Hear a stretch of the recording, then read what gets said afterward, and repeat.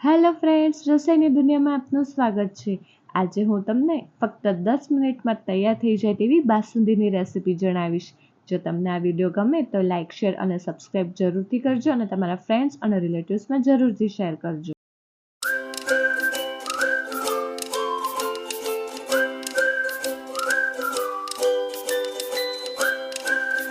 બાસુંદી બનાવવા માટે એક કઢાઈ લઈશું, તેમાં 2 ચમચી ઘી એડ કરીશું। ઘી થોડું ગરમ થાય ત્યારબાદ તેમાં 2 ચમચી મિલ્ક પાવડર એડ કરીશું, તેને મિક્સ કરીશું।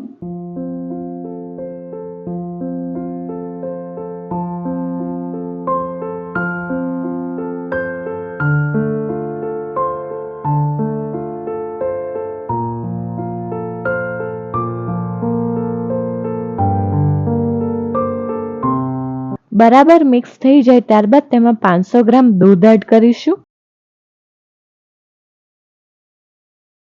તેને મિક્સ કરીશું। દૂધની ક્વોન્ટિટી પ્રમાણે મિલ્ક પાવડર લેવાનો રહેશે। મેં 500 ગ્રામ દૂધમાં 2 ચમચી મિલ્ક પાવડર લીધો છે।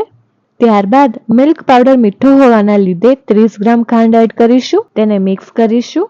હવે આપણે તેને 2-3 મિનિટ સુધી ફાસ્ટ ગેસ ઉપર ઉકાળીશું અને તેને સતત હલાવતા જઈશું।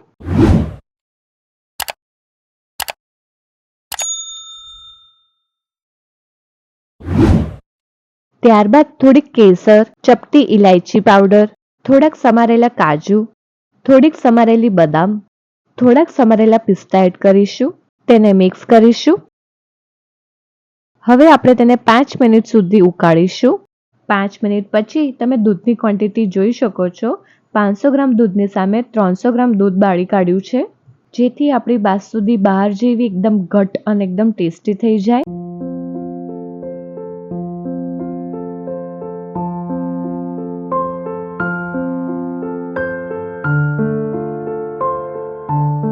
હવે આપણે તેને એક સર્વિંગ બાઉલમાં સર્વ કરી દઈશું।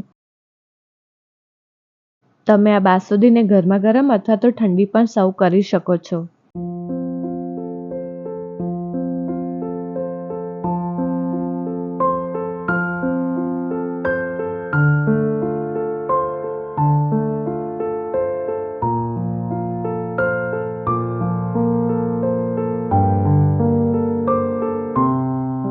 ફ્રેન્ડ્સ, તો આપણી ફક્ત 10 મિનિટમાં તૈયાર થઈ જાય તેવી એકદમ ટેસ્ટી બાસુંદી રેડી છે।